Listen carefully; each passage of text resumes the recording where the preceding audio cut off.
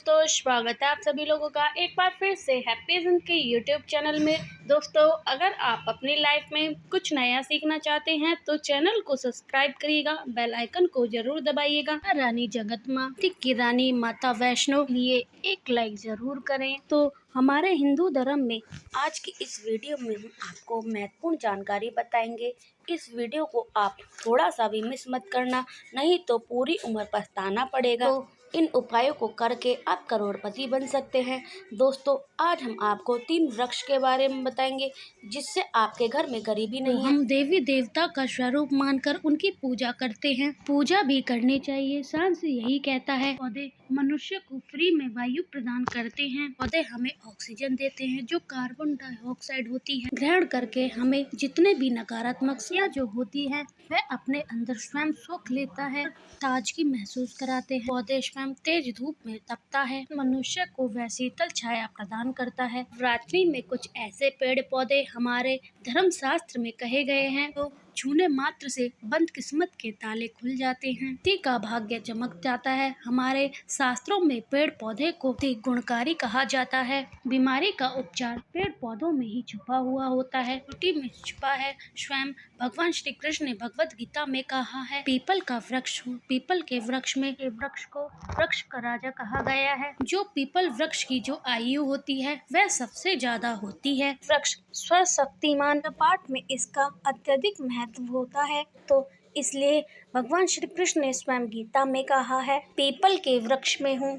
चलिए, आज हम आपको नवरात्रि के कुछ वृक्ष को छूने के बारे में बताएंगे। हमारे धर्मशास्त्र में कुछ ऐसे वृक्ष हैं जो बहुत ही कल्याणकारी माने जाते हैं। आप इस वृक्ष को छू लेते हैं, आपके सभी प्रकार की परेशानी है और किसी भी प्रकार का कष्ट हो वह दूर हो जाता है। कर नवरात्रि में इसका असर कई लाख गुना होता है। नवरात्रि को शक्ति का पर्व कहा गया है। शक्ति पर्व क्यों कहा जाता है? इस समय जो अचेत वस्तु जो होती है चेतना युक्त हो जाती है। इस समय की जो शक्तियाँ होती हैं हमारे धरती लोक पर आ जाती हैं। दुर्गा को हम क्या बोल सकते हैं? शक्ति बोल सकते हैं। माता रानी इस धरा पर आती हैं, पृथ्वी लोक पर आती हैं। जितने भी पेड़ पौधे हैं, जितने भी जीव जंतु हैं, जितने भी चल अचल हैं, सभी वस्तु में प्राण आ जाते हैं। कोई भी इस पेड़ को जाकर के छू दे तो करके देवी स्वरूप कहे गए पेड़ पौधे होते हैं, आप जाकर के छू के आते हैं।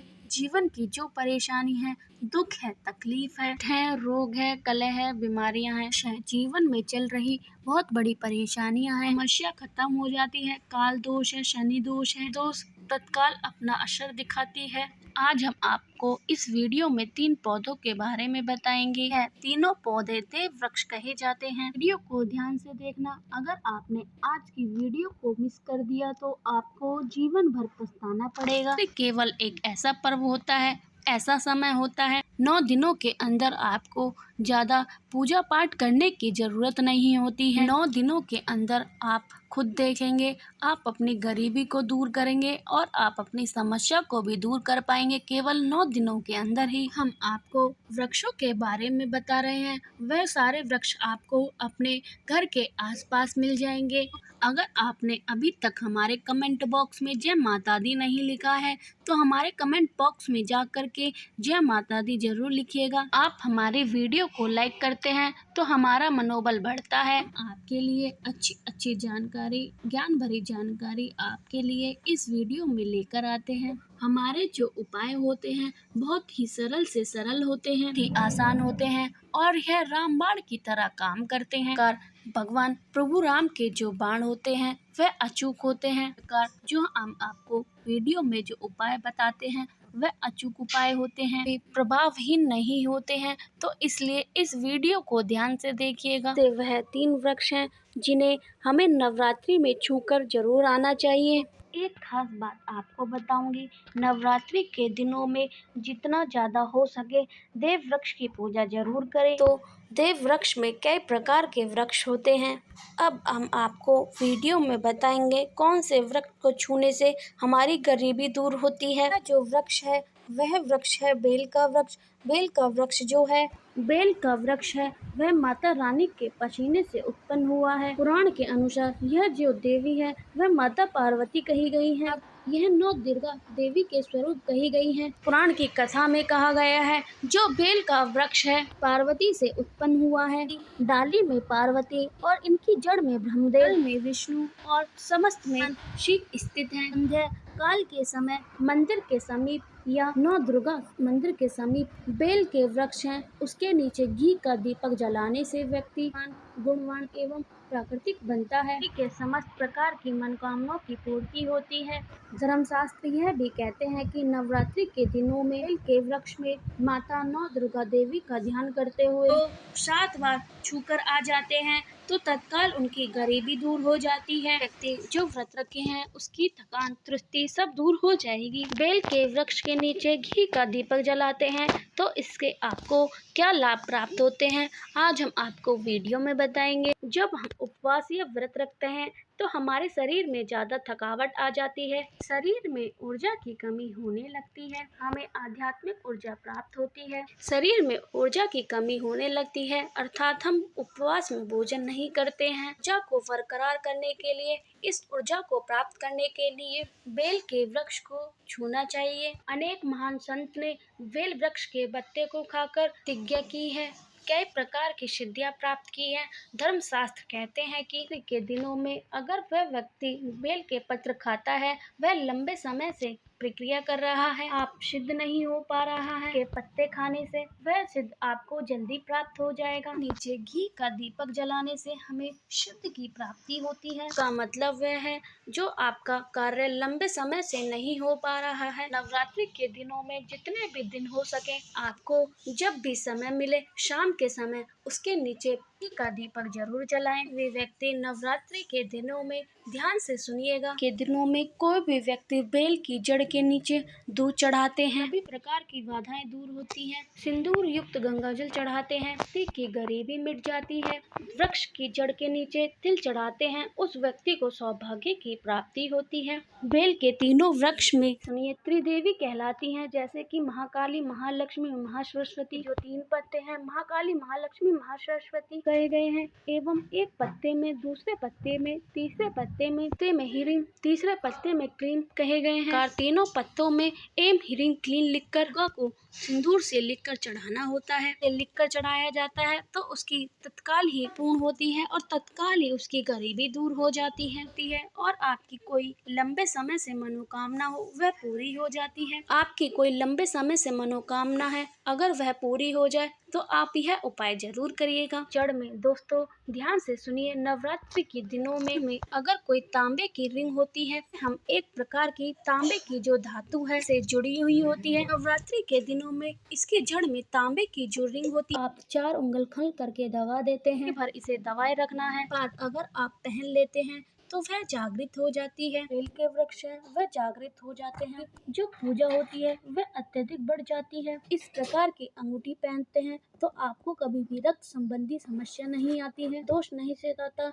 राहु की पीड़ा नहीं सताती है। नौ दुर्गा के स्वरूप आप हमेशा सुरक्षित रहते हैं, व्यक्ति की कभी भी अकाल मृत्यु नहीं होती है।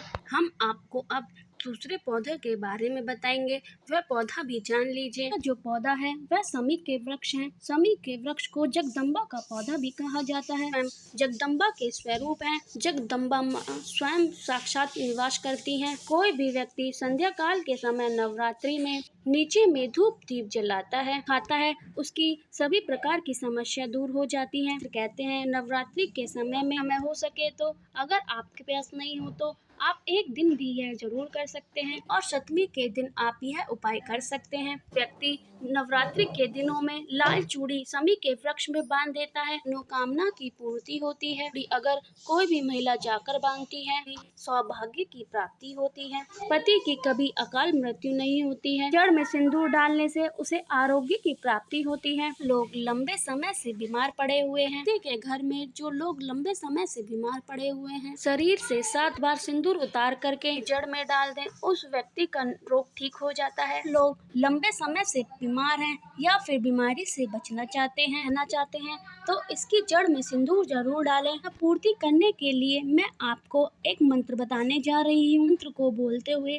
शमी के वृक्ष को छूना है। काल नवरात्रि के दिनों में इसका रिजल्ट देखना ही नवरात्रि समाप्त होगा। आपकी जो मनोकामना है वह पूर्ण हो जाएगी, कि जो दरिद्रता है वह दरिद्रता समाप्त हो जाएगी। मम ममरुत मम पूरे नाश्य मंत्र बोलते हुए आपको शमी के वृक्ष को छूना है। प्रकार के आपके मनोरथ की पूर्ति होगी। जो दरिद्रता है वह दरिद्रता समाप्त हो जाएगी, छू मंतर हो जाएगी। नवरात्रि के दिनों में मौली धागा के वृक्ष पर बांध सकते हैं। धागा बांधने से माता रानी आपसे बंध जाती हैं। तो कहने का मतलब है माता रानी आजीवन आपका साथ देती हैं, हर कदम में मार्गदर्शन करती हैं। के दिनों में आप नौ दुर्गा का उपवास नहीं कर पा रहे हैं, जड़ की मिट्टी लाने से और नवरात्रि दिनों में इसका स्नान करने से का भाग्य उदय हो जाता है। व्यक्ति का भाग्य चमक जाता है, कि जो फूटी किस्मत होती है वह भी चमक जाती है। कहते हैं कि हमसे लक्ष्मी जी नाराज हो गई हैं, ने तो हमारे घर में आना ही बंद कर दिया है। चाहते हैं कि माता लक्ष्मी की कृपा आप पर बनी रहे तो आपको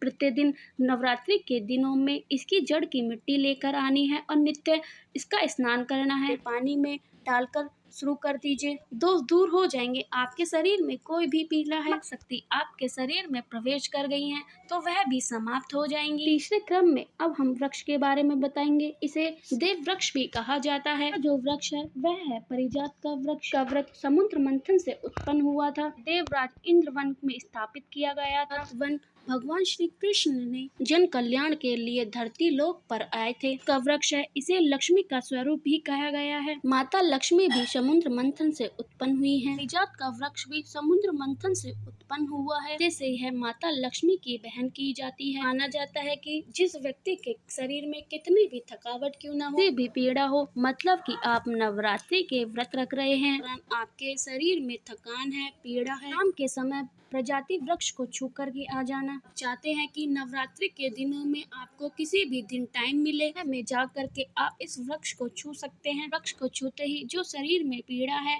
तकलीफ है, सुस्ती है, कमजोरी है, समाप्त हो जाती है। के दिनों में अगर इसके नीचे घी का दीपक जलाया जाए और सिंदूर अगर इसकी जड़ में डाला जाए, सभी प्रकार की मनोकामना की पूर्ति होती है।